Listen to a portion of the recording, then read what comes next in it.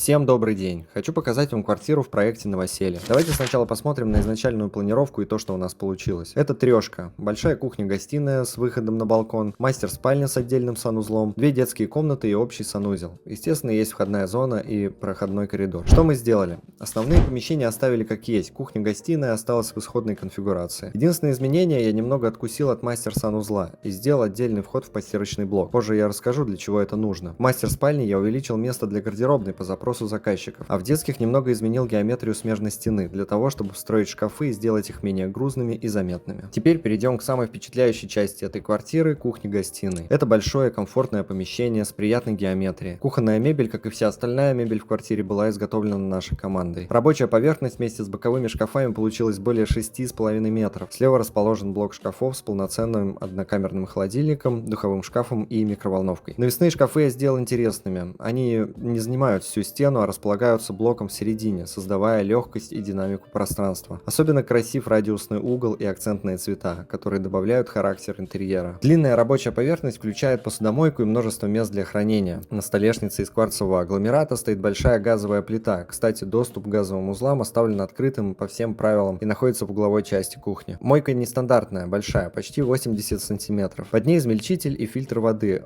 с осмосной системой. Для робота-пылесоса предусмотрено отдельное место с подключением к воде и отводу воды. Справа тоже расположен большой блок мебели. Большая морозильная камера, множество хранения. Правее у нас телевизионная зона, а посередине комнаты диван.